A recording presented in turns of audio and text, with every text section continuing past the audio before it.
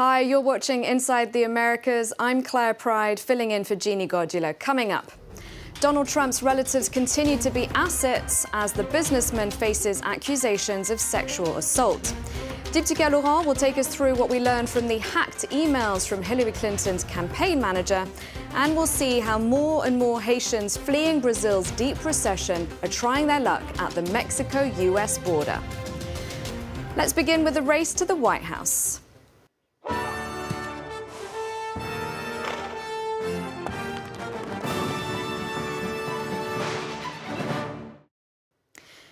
Now, Donald Trump may be losing support among women, the presidential hopeful admitting as much at the weekend, but it seems accusations of sexual assault and crude video remarks about groping women have done nothing to dent the support of the women closest to him.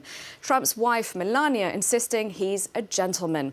And with Trump behind in the polls, many people say the businessman can also count on the rest of his telegenic family to make him look better. Alexander Orcott reports. After the speech, they come out in force to impress the American public, showing Donald Trump the family man, with his wife, children and their partners, who all sing his praises. My father is so friendly, so considerate, so funny, and so real. I know my father. I know that when people tell him it can't be done, that guarantees that he gets it done. Donald Trump's wife, Melania, has taken the lead in defending the Republican presidential candidate against accusations of sexism. Commenting on the notorious Access Hollywood bus tape, the Slovenian model, who's 24 years his junior, said she'd had words with her husband who'd apologized.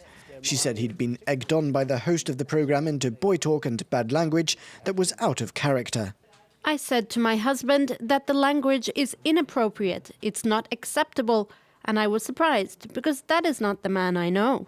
Trump has 5 children from 3 marriages. Donald Jr., Ivanka, Eric, Tiffany and Barron all have played a part in the campaign. He's involved all of his family from day one. His daughters, his son, his wife, his ex-wife. Everybody has a role for him. The oldest 2 were by his side during the reality show The Apprentice. And at the top of Trump Tower in New York, each has their own office and holds the title of vice president. After being educated at top universities, they've all been given important roles in their father's empire. Oldest daughter Ivanka was put in charge of the latest project, the Trump International Hotel in Washington, D.C., that opened in September. The 34-year-old organized everything, from negotiating the $3 million a year lease of the government-owned post office building to its development and design. Everything that you see, the chandeliers, the sofas.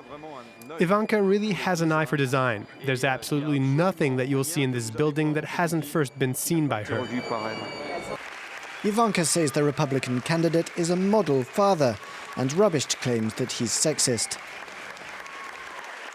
The way he raised me, the way he raised Tiffany, it's a testament to the fact that he believes in inspiring women, empowering women. Trump's family represents everything that the man himself isn't. Measured, controlled, and thinking carefully about what they say, a serious commodity for the brash businessman. They're by his side for every debate, to be his most trusted advisors and his strongest supporters. Barack Obama has told Donald Trump to stop whining, the US president rejecting the businessman's claim that November's election will be rigged. Trump says the media is biased in favor of his Democratic rival Hillary Clinton, and he says there'll be widespread voter fraud on Election Day. Now, some top Republicans say the presidential hopeful's claims are irresponsible. Others insist he's onto something. The hack confirms an avalanche of scandals. That's the response of Mike Pence, Trump's running mate, to WikiLeaks releasing thousands of hacked personal emails from John Podesta, Hillary Clinton's campaign manager. What do they reveal really? France 24's Diptyque Laurent has been taking a look, and she joins me now. Hello, Dipty. So, Dipty, what do we learn about Hillary Clinton's campaign from these emails? Well, WikiLeaks have been releasing these data dumps on a near daily basis for the past week, and it provides for an unvarnished look into the well-oiled machine that is the Hillary Clinton electoral campaign. We learned, for instance, in one email that Apple CEO Tim Cook, Microsoft billionaire Bill Gates, his wife Melinda Gates, and former New York Mayor Michael Bloomberg were all among the high-profile candidates being considered to be Hillary Clinton's running mate. This, of course, before Tim Kaine was chosen. We also learn a lot about Clinton as a seasoned politician. This is clear, for instance, in a speech that she gave in 2013. And in the leaked transcript, she says, I quote, "Politics is like a sausage being made. It's unsavory, and it always has been that way, but we usually end up where we need to be. But if everyone's watching, you know, all of the backroom discussions and deals, then people get a little bit nervous, to say the least. So you need both a public and private position." The implication being that she's willing to pander to the other side to get the job done. The emails also show Hillary Clinton changing positions on the carbon tax and free trade. Well, carbon tax is really the issue that divided Clinton and Sanders during the Democrat primary. Sanders supported the carbon tax, Clinton didn't. And in an email, we actually learned the reason why. Clinton's team had done extensive polling on the issue, a poll like this that you see, that really showed voters weren't favorable to it. And that's the reason they actually abandoned their support for it. And it's the same for free trade. As Barack Obama's Secretary of State, Clinton totally supported the Trans-Pacific Free Trade Partnership, but she completely flip-flopped on the issue when she was running against Bernie Sanders. How much of an impact on the campaign have these emails had? Well, not a lot, Claire. There are no smoking guns here. There are no scandals that could derail Clinton's campaign, even this late in the game. But they do speak to her character. And if she's elected president, that could say something. Even if Clinton so far is only referred to and not the actual author of the emails, it still speaks to concerns that her own team had about her as a candidate, that sort of calculating nature, the fact that she's extremely controlled in the image she sends out to the public, her willingness to flip-flop on issues just to garner support or garner votes. But on the other hand, these are things we already knew about her, and that's really the reason it hasn't made such a big ripple. The other factor working in her favor is, of course, Donald Trump and his endless stream of scandals that do help her in deflecting attention away from her own. And what do we know about who's behind the hack? Well, we know who they're saying could be behind the hack. The Clinton campaign says it's a, quote, propaganda arm of Russian President Vladimir Putin designed to bring her down and get Donald Trump into the White House. Of course, none of this has been proven, and Julian Assange, the WikiLeaks founder, has completely denied this. But they are being investigated, and if the claims are true, well, then that's a pretty serious issue, Russian meddling in U.S. politics, and that's something that the next U.S. president, be it Clinton or Trump, would have to deal with. All right, thank you very much, Deepti. Now, for years, Brazil was a popular destination for Haitians in search of a better life, particularly after 2010's devastating earthquake. But Brazil is now going through a deep recession, and more Haitians are leaving the country, many of them hoping to reach the US via Mexico. It's bedtime for Willenda and Demi at this migrant shelter in Tijuana in northern Mexico. Willenda found the little girl alone and crying in the Nicaraguan forest, both part of an exodus of Haitians traveling from Brazil to the United States. Now they are among the thousands who have spent about 3 months and $3,000 to reach the border town. Willenda herself is 6 months pregnant, but did not hesitate to take the lost child under her wing. There